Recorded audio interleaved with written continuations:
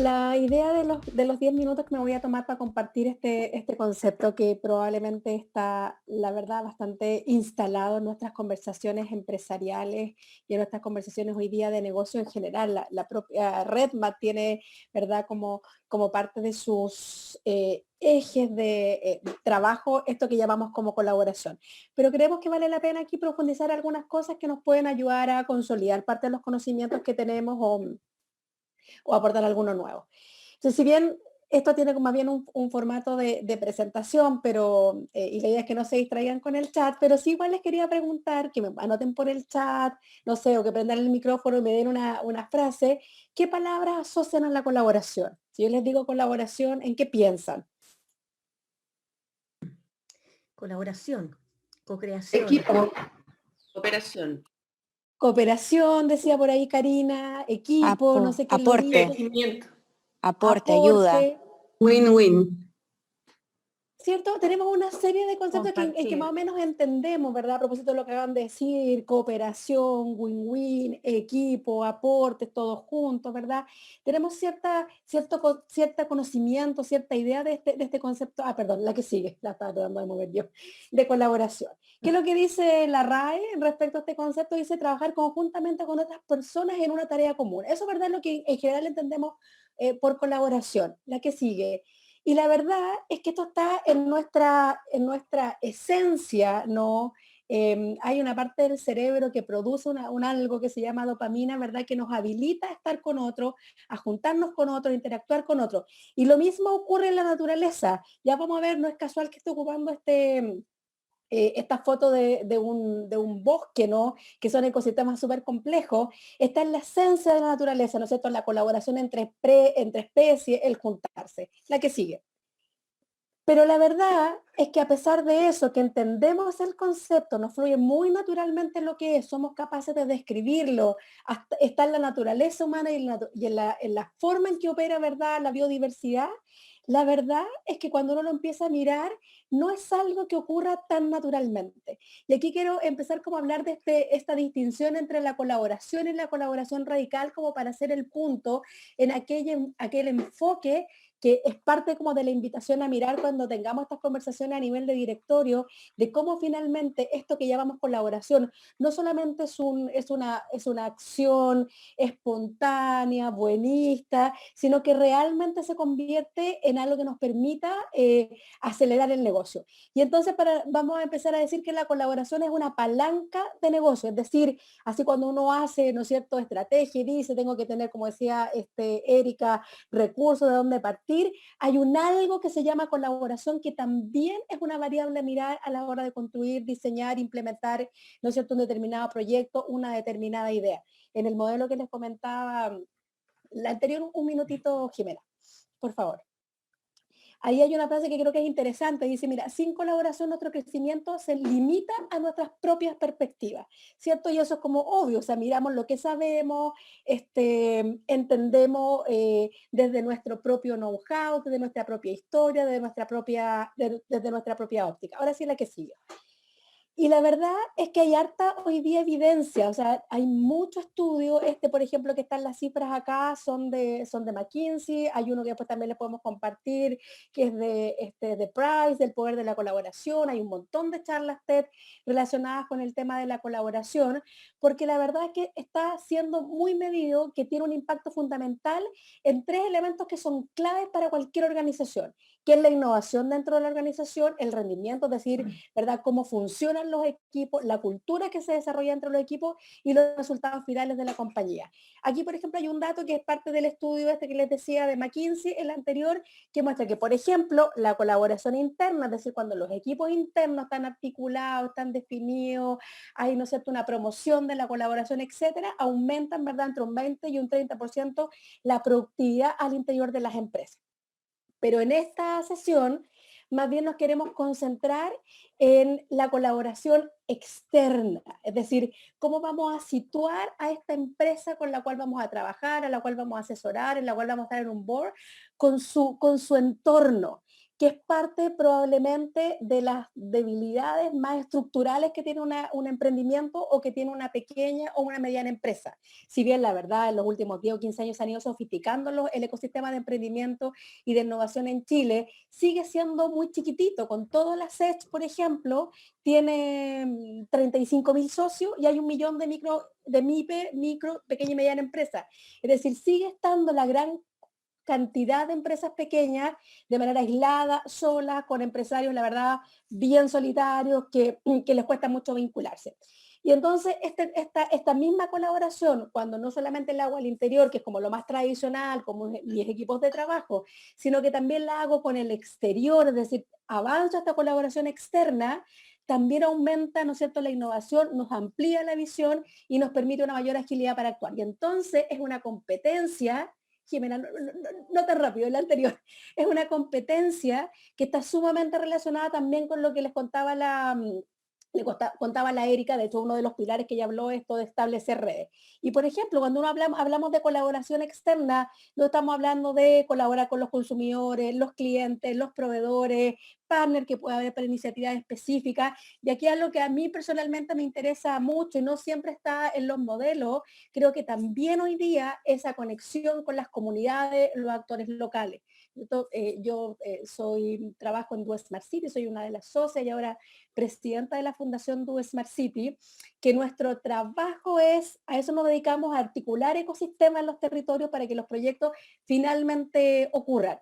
Y esa relación con la comunidad, con los actores clave, hoy día también es sumamente relevante y es una fuente de innovación, de acción. Obviamente con la universidad, no sé, los centros de desarrollo de negocios. Lo que está al lado como un dibujo, para que mirarlo, ese es un modelo de ecosistema que diseñó la gerencia de ecosistemas de Corfo, que muestra todas aquellas conexiones finalmente a las que un emprendedor, una pyme, un negocio finalmente se enfrenta y que se constituyen en una fuente relevante, ¿no es cierto?, para esta generación de ideas, para estos proyectos dentro de las empresas. Ahora sí la que sigue. No voy a entrar como mucho en el detalle, pero ustedes después lo pueden ver. Aquí hay tres gráficos que muestran tres impactos que puede tener la innovación abierta. Desde, ¿no es cierto?, el amplificar la orientación al mercado, el construir ideas, ¿verdad?, con ese capital externo que hay, cómo aumenta el valor de la empresa. Hay un montón de evidencia que muestra cómo los negocios, independientes del tamaño, pero pensemos ahora en estos emprendimientos, startup o pyme, que son como nuestro foco, efectivamente como desde aquí podemos abrirle posibilidades que cuando uno miraba la empresa de manera mucho más autárquica, mucho más solita, eran mucho más difíciles.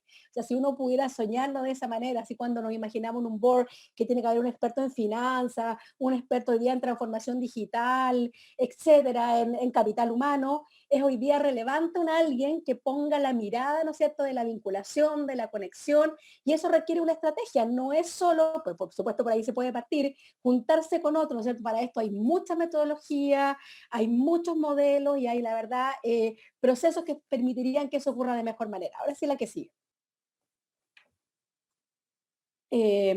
Entonces, vamos a agregar un nuevo concepto que es del ecosistema, ¿cierto? Es que yo quiero colaborar con un entorno y muchas veces hablaban al principio, se estaban acordando ahí donde se conocían algunas acá de la universidad, salimos hace mucho rato de la universidad y probablemente ahí lo que nos alcanzaron a hablar es de este concepto de entorno. Hoy día más bien se usa hablar de ecosistema, ¿no es cierto? Que es algo que tiene una vinculación muchísimo más, como decirlo, simbiótica, inevitable incluso, porque aun cuando yo pudiera decir no me interesa esta vinculación con el ecosistema, la verdad es que me afecta igual, ¿no es cierto? Y más bien se puede convertir en una dificultad. Entonces, ¿cómo vamos a definir ecosistema? Como el conjunto de actores que son personas, organizaciones, instituciones, pero también que tiene factores como ambientales, como la cultura, la economía, la regulación. Por eso vamos a hablar, ¿no es cierto?, de este rainforest, de este ecosistema, ¿verdad?, que se parece, ¿verdad?, a este bosque que miramos al principio. Que en su interconexión, en esas relaciones que sean y en esa dinámica, tienen una cosa que es virtuosa, que aumentan la probabilidad de éxito de los emprendimientos y las empresas. Por eso que es tan relevante para la política pública, ¿no es cierto?, finalmente poner el foco aquí. Si uno quisiera, podría hablar de los casos, del modelo de innovación o de ecosistema indio, israelí o el mismo Silicon Valley, que es como que el más conocido.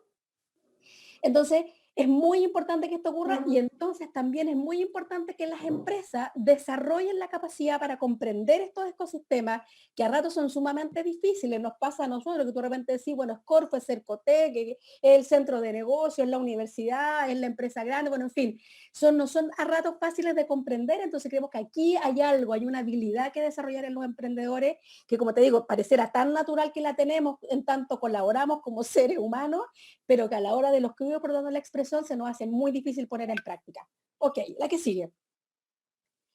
Y entonces, cuando conectamos a la empresa con ese ecosistema, ¿qué es lo que quisiéramos que ocurriera? ¿No es cierto? Que empecemos a desarrollar, a fomentar esta cultura interna de la empresa, que esto ayude, ¿no es cierto?, a la creación de ideas dentro del negocio, que nos permita conectarnos con componentes que le van a dar valor al negocio, que es lo que ahí aparece como dispositivo, y obviamente que produzca crecimiento en la empresa. Sé que me quedan 4 minutos, a la que sigue.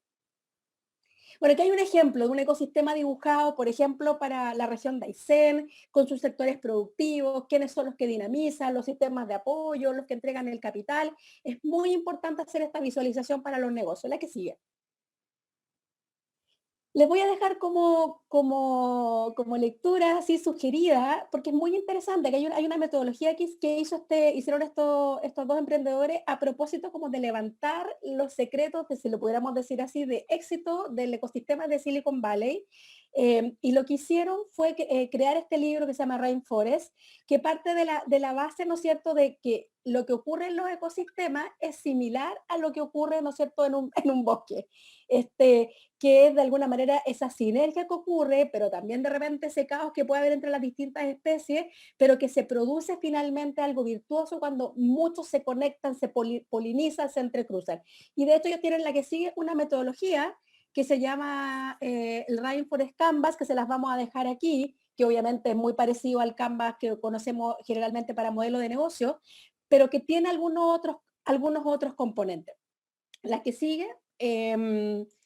Y entonces, si es tan importante la colaboración, si es una palanca de negocio, si genera cosas virtuosas en las empresas, en los emprendimientos, en las startups, ya veíamos en distintos componentes, aquí algunas ideas de cómo desarrollar esa cultura de la colaboración que las vamos a decir como bien rápido. Lo primero, propósito. Hoy día, a propósito de teoría del cambio y un montón de otras cosas, las empresas están apuntando mucho más al tema del propósito, a resolver los grandes problemas globales, a alinearse con ODS, no solamente las startups, las empresas B, las empresas triple impacto, sino que hoy día también las grandes corporaciones, uno ve grandes compañías hoy día que están haciendo toda su planificación estratégica con base a estos lineamientos, y entonces el propósito, es decir, también poner un bienestar colectivo más allá del individual y el empresarial, es decir, también el compromiso respecto al impacto, entrega elementos que permiten ir uniendo y generando ese espacio de colaboración en las empresas.